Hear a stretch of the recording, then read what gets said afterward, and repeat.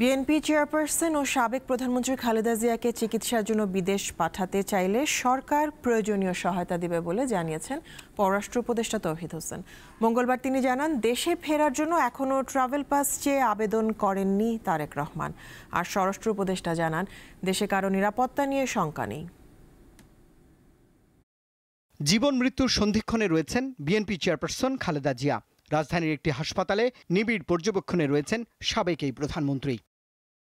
এমন বাস্তবতায় দলের ভারপ্রাপ্ত নেতা তারেক রহমান লন্ডনে অবস্থান করছেন। মায়ের অসুস্থতার এমন সংকটে তাঁর দেশে ফেরা নিয়ে গুঞ্জন ও অপতথ্যে সয়লাব সামাজিক যোগাযোগ মাধ্যম। তবে পররাষ্ট্র উপদেষ্টা মঙ্গলবার জানিয়েছেন, এখনও তারেক রহমানের ফেরার বিষয়ে অবগত নয় সরকার।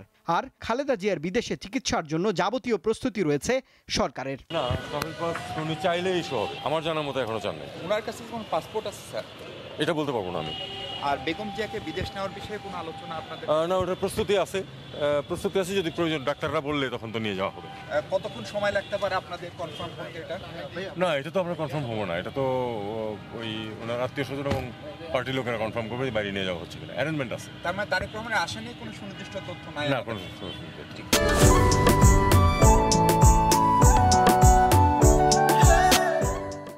এদিকে সচিবালয়ে স্বরাষ্ট্র উপদেষ্টা জানিয়েছেন, তারেক রহমানের নিরাপত্তা বিষয়ে বিশেষভাবে যা দরকার তার ব্যবস্থা রয়েছে সরকারের।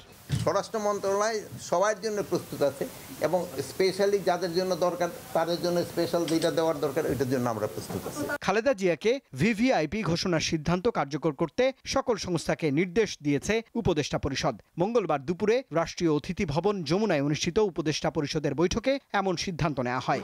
মর্যাদা বিবেচনায় তাকে রাষ্ট্রের অতি গুরুত্বপূর্ণ ব্যক্তি ভিভিআইপি ঘোষণা করার সিদ্ধান্ত নেওয়া হয়।